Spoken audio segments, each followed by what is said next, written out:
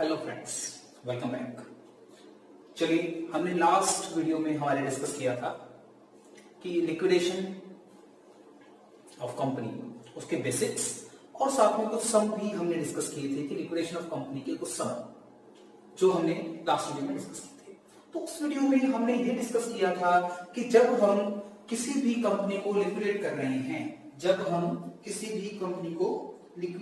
रहे हैं, तो लिक्विडेशन के टाइम उस कंपनी के पास जो अमाउंट अवेलेबल होता है उससे हम शेयर होल्डर की पेमेंट कैसे करते हैं। और मैंने आपको ये बताया था कि उस जितना भी अमाउंट हमारे पास अवेलेबल होगा उसे हम शेयर होल्डर में इस प्रकार डिवाइड करेंगे कि सभी शेयर होल्डर को इक्वल लॉस मिले, यानी कि सभी को इक्वल लॉस बियर करवाएंगे।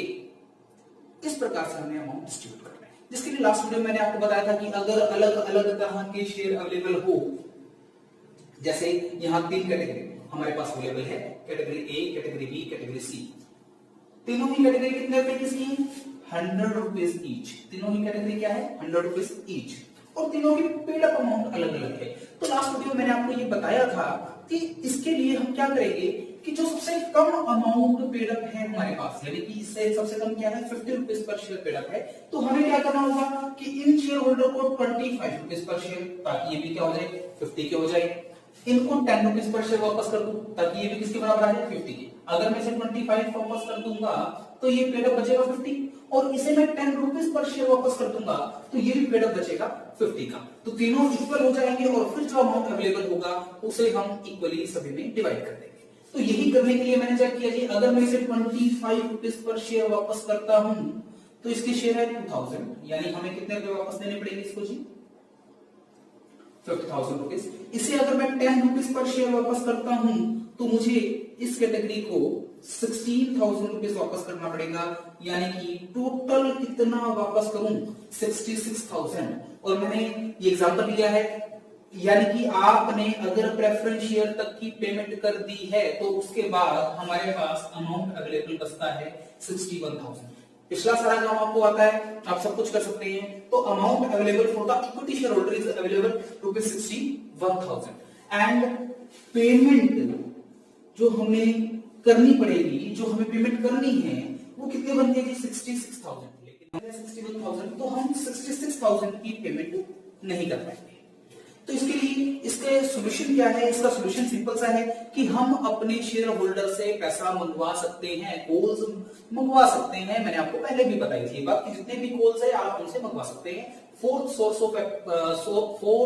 सोर्स ऑफ मनी हमारा क्या था? Call from share holder. तो यहां पर ये काम ना करके मैं क्या करता हूं जी, मैंने ये किया कि मैंने जितने भी शेयर होल्डर्स पे कॉल्स पेंडिंग थी वो मंगवा ली। चेक कीजिए, अमाउंट अवेलेबल 61,000। अज्यूम, मान लिया ऐसा कि मैंने कॉल मंगवाई है सभी शेयर होल्डर से ताकि उन्हें क्या किया जा सके? फुली पेड किया जा सके।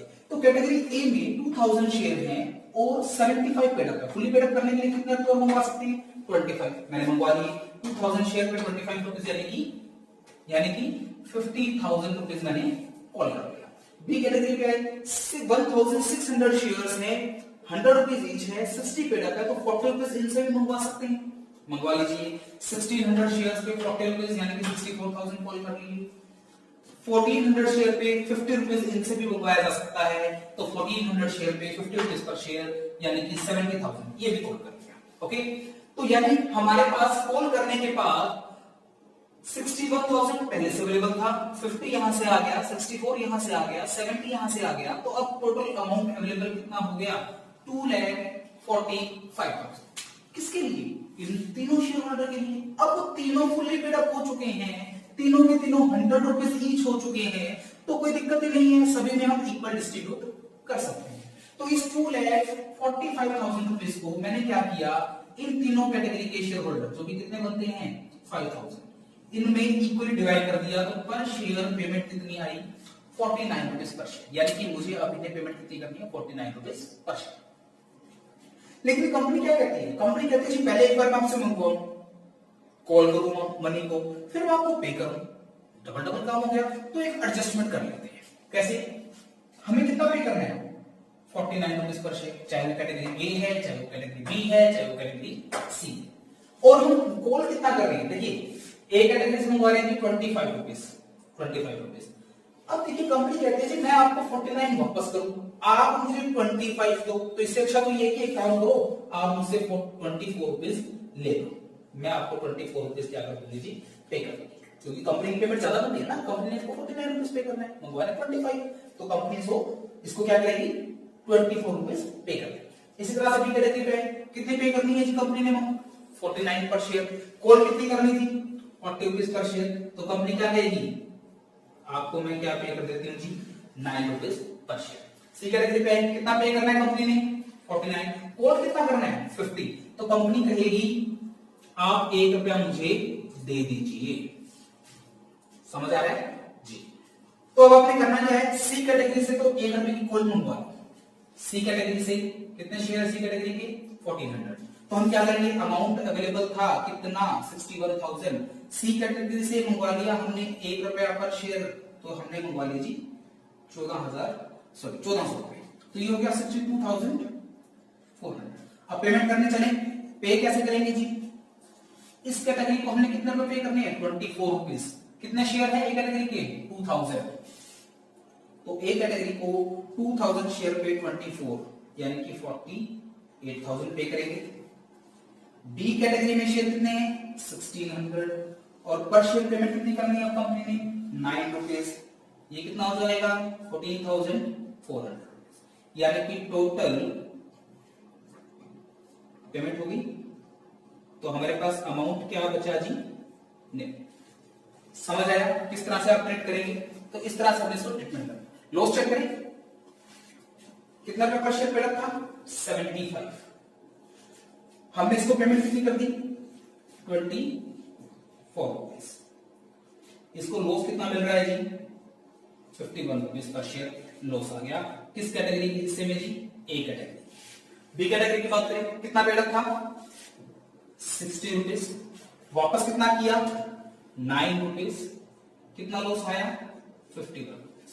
सी कैटेगरी की बात करें, कितने रुपए पे रखा 50 रुपीज, हमने इससे क्या किया है कॉल किया है 1 रुपया पर शेयर, 1 रुपीज पर शेयर हमने क्या किया जी कॉल किया है, तो इससे 1 रुपया हमने मंगवाया है, 1 रुपीज पर शेयर मंगवाया है, तो इसका लॉस कितना हो गया 50।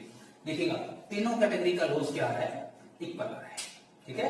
तो ये था हमारा एक छोटा सा टॉपिक कि जब आपके पास अलग अलग शेयर होल्डर, अलग अलग पेड वैल्यू के शेयर होल्डर अवेलेबल हो, तो आप इस तरह से अजम्पशन करके उन्हें फुली पेड अप करेंगे, फिर अमाउंट अवेलेबल को सभी शेयर होल्डर में डिवाइड करेंगे, और फिर लास्ट में एडजस्टमेंट कर लेंगे कंपनी ने क्या पे करना है और क्या कॉल करना है, और जो डिफरेंस होगा उसे हम मंगवा लेंगे या पे कर देंगे, जैसा भी हमारे पास डिफरेंस निकल के आएगा।